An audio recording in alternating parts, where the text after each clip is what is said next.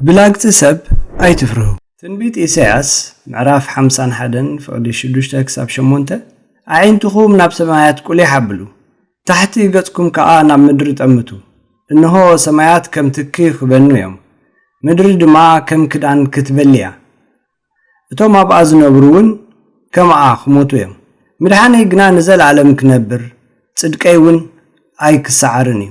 فلحو كم كدان كبلعوم بالعيقا كم تأمرخ بالعومي صدقاي قنا نزل عالم مدحانيون نولود ولدو خنبر يمو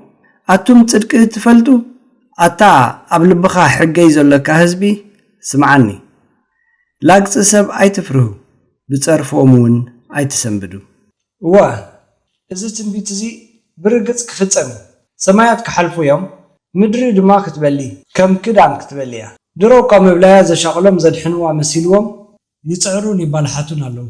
ነተ ትንቢት ግን ከመፈጸሙ አይከዳናግዩን ስለዚህ በተዓለም ትብሉ አይተዳሉ ምድላይ ምድሃን እግዚአብሔር ድማ አይፍረህኩም ጎይታ ኢየሱስ አብ ወንጌል ማቴዎስ ከምዚሉ ከምቲ በዘመን ኖህ ዝኾነ ምጽአት ወድሰብ ካ ኮሙ ክኸውን ከምቲ በቅድሚ ማያይህ ዝነበረ ክሳዕ እታ ኖህ ናብ መርከብ ዝኣቶ ወላ መዓልቲ ይበልዑን ይሰትዩን የእቱን የታታቱን ነበሩሞ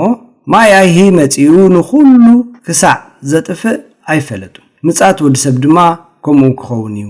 ኢሉ ዓለም ልክዕ ከምቲ ቅድሚ ማያይህ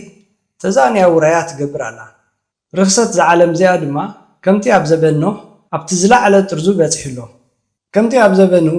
ኖህ ሰባኽ ጽድቂ ነጊርዎም ዘይሰምዕዎ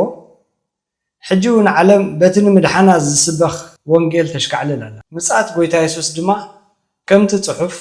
ብድንገት ክኸውን ኣብ ቀዳማይ ተሰሎንቄ ምዕራፍ 5 ሰላምን ደሓነን እዩ ክብሉ ከለዉ ንጥንስቲ ቅልውላው ከም ዝሕዛ ሽዑ ጥፍኣት ብድንገት ይመጾም ከተውን ኣይከምልጡን እዮም ኢሉ ብዛዕባ ነታ ወንጌል ምእዛዝ ኣበይዋ ተዛሪቡሎሞ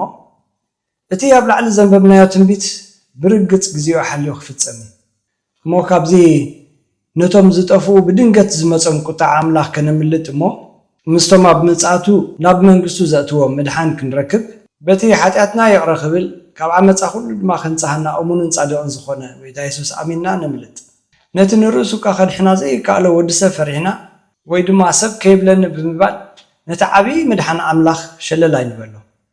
ብላግጽ ሰብ ኣይትፍርሁ ብጸርፎሙን ኣይትሰንብዱ ምድሓን እግዚአብሔር ድለይ